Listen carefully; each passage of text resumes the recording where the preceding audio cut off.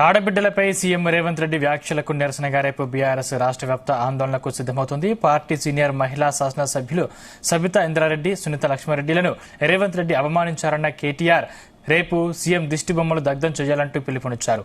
CM వ్యాఖ్యల్ని ప్రతి ఒక్కరూ ఖండించాల్సిన అవసరం ఉందన్నారు. తన వ్యాఖ్యల్ని ఉపసంహరించుకుని అసెంబ్లీ సాక్షిగా తెలంగాణ ఆడబిడ్డలకు బేషరతుగా రేవంత్ రెడ్డి క్షమాపణ చెప్పాలని కేటీఆర్ డిమాండ్ చేశారు.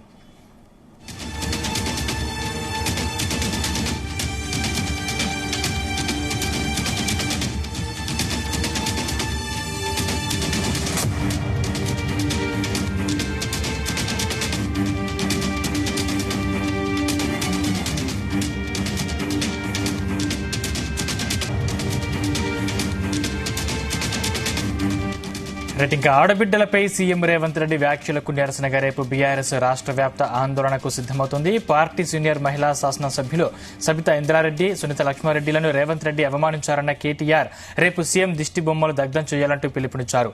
సీఎం వ్యాఖ్యలను ప్రతి ఒక్కరూ ఖండించాల్సిన అవసరం ఉందన్నారు. తన వ్యాఖ్యలను ఉపసంహరించుకుని అసెంబ్లీ సాక్షిగా తెలంగాణ ఆడబిడ్డలకు బేషరతుగా రేవంత్ రెడ్డి క్షమాపణ చెప్పాలని కేటీఆర్ డిమాండ్ చేశారు. ఇదే అంశానికి సంబంధించిన మరింత పూర్తి సమాచారం మా ప్రతినిధి సతీష్ అందిస్తారు. సతీష్,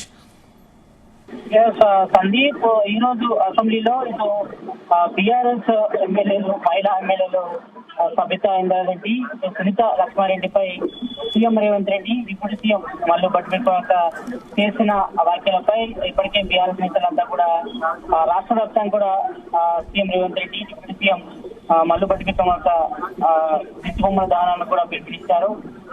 బీఆర్ఎస్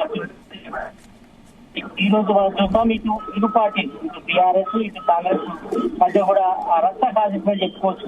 ఒకవైపు ద్రవ్య వినిమయం బిల్లు చర్చకు దాల్చిన సమయంలో ఇటు బీఆర్ఎస్ నేతలు, ఇటు కాంగ్రెస్ నేతల మధ్య ఇటు పార్టీ ప్రేమపై కూడా చర్చ వచ్చింది. చర్చ వచ్చిన సమయంలో సీఎం రేవంత్ రెడ్డి ఇటు బీఆర్ఎస్ ఎమ్మెల్యే సబితా ఇంద్రారెడ్డిపై కూడా ఆరోపణలు చేశారు. అయితే గతంలో కాంగ్రెస్ పార్టీలో ఉండి తర్వాత 5 సంవత్సరాల పాటు ముఖ్యమైనటువంటి మంత్రులుగా ఉన్నటువంటి పదవులు అనుభవించి తర్వాత సడన్ గా మోసం చేశారు. కాబట్టి మరి వీళ్ళందరూ కూడా నమ్ముకుంటే టీచర్ కూడా అధోగతి పడుతుందంటూ కూడా సీఎం రేవంత్ రెడ్డి వ్యాఖ్యలు చేశారు. ఇటు సబితా ఇంద్రారెడ్డితో పాటు సునీత లక్ష్మారెడ్డిపై వ్యాఖ్యలు చేయడం పట్ల కూడా వీళ్ళు తీవ్రంగా పరిగణించారు. ఈ నేపథ్యంలోనే ఇటు రాష్ట్ర వ్యాప్తంగా ఇప్పటి వరకు అయితే ఇటు సీఎం రేవంత్ రెడ్డి, అదేవిధంగా డిప్యూటీ సీఎం మల్లు భట్టి దిష్టి బొమ్మలు దహనం చేయాలని బీఆర్ఎస్ వర్కింగ్ ప్రెసిడెంట్ కేసీఆర్ పిలుపునించడం జరిగింది. అయితే పార్టీ సీనియర్ మహిళా శాసనసభ్యులైనటువంటి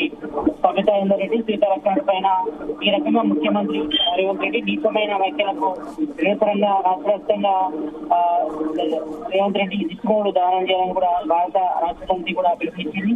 అయితే తెలంగాణ సంస్కృతిలో ఆడబిడ్డలకు ప్రత్యేక గౌరవం స్థానం ఉంది కాబట్టి కనీసం సోయి లేకుండా ఆడబిడ్డలు అవమానించే విధంగా ఇటు సీఎం రేవంత్ రెడ్డి అసెంబ్లీ సాక్షిగా తన స్థాయి మధ్య చేసిన నీచమైన వ్యాఖ్యలను ప్రతి ఒక్కరూ ఖండించాల్సిన అవసరం ఉందని కూడా భారత రాష్ట్ర సమితి వర్కింగ్ ప్రెసిడెంట్ కేసీఆర్ కూడా పేర్కొనడం జరిగింది. కాబట్టి సుదీర్ఘకాలం పాటు ప్రజల మన్ననలు పోయినటువంటి ఇటు బీఆర్ఎస్ నాయకులైనటువంటి మహిళా నాయకులు, ఎమ్మెల్యే అయినటువంటి సబితా ఇంద్రారెడ్డిని, సునీత లక్ష్మారెడ్డిని ఈ రకంగా అసెంబ్లీ సాక్షిగా వారిపై ఈ రకంగా వ్యాఖ్యలు చేయడం కూడా అందరూ కూడా బీఆర్ఎస్ నేతలంతా కూడా తప్పుపడ్డారు. ఇది అసెంబ్లీలో కూడా చాలా తీవ్రంగా చర్చ కూడా దారితీస్తుంది.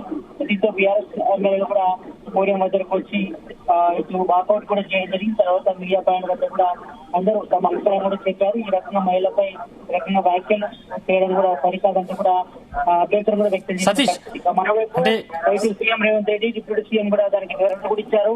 అయితే గతంలో వాళ్ళు కాంగ్రెస్ పార్టీలో ఉండి అంటే ఈ విషయంలో రేవంత్ రెడ్డి క్లారిటీ ఇచ్చారు. అంటే నేను సభలో సబిత పేరు ఎక్కడా ప్రస్తావించలేదు, ఆమె ఆవేదనలో అర్థం లేదు, అసలు ఆమె మీద ఏమాత్రం అభిమానం ఉన్నా కేసీఆర్ సభకు రావాలని పేర్కొన్నారు. అంటే దీనికి సంబంధించి బీఆర్ఎస్ నేతలు ఏ విధంగా స్పందించే అవకాశం ఉంది?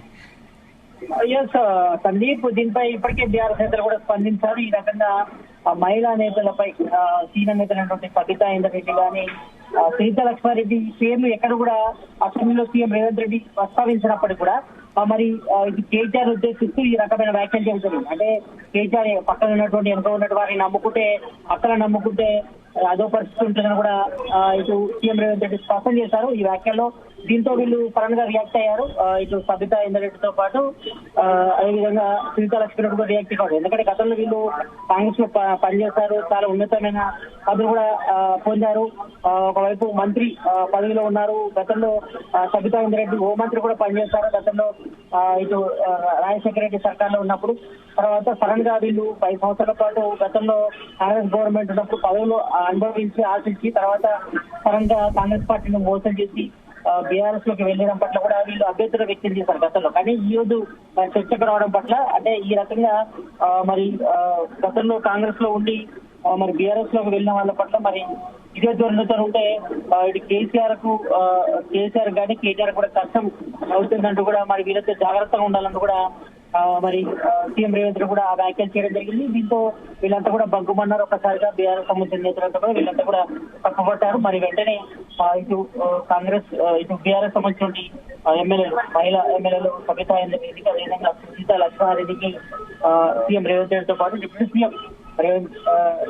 సీఎం మల్లు భట్టి విక్రమార్క కూడా క్షమాపణలు చెప్పాలని కూడా వాళ్ళు డిమాండ్ చేస్తున్నారు. కాబట్టి ఈ నేపథ్యంలో ప్రధానంగా అయితే ఈ యొక్క బీఆర్ఎస్ నేతలు అయితే బీఆర్ఎస్ వర్కింగ్ ప్రెసిడెంట్ కేటీఆర్ అయితే పిలుపునిచ్చారు. రాష్ట్ర వ్యాప్తంగా సీఎం రేవంత్ రెడ్డితో పాటు డిప్యూటీ సీఎం మల్లు భట్టి విక్రమార్క దిష్టి బొమ్మలు దహనం చేయడం కూడా పిలుపునిచ్చారు. కాబట్టి మరి రేపు ఉదయం 10 గంటలకు కూడా అసెంబ్లీ స్టార్ట్ అవుతుంది. కాబట్టి మరి కొంచెం హాట్ గా జరిగే అవకాశం అయితే కనిపిస్తుంది రేపు అసెంబ్లీ. ఎందుకంటే వీళ్ళు క్షమాపణ చెప్పేసి తమ అసెంబ్లీలోకి అడుగు పెట్టమని కూడా వాళ్ళు స్పష్టం కాబట్టి మరి పెద్ద ఎత్తున అసెంబ్లీ ముందు కూడా ధర్నాలు నిర్వహించే అవకాశం అయితే కనిపిస్తుంది.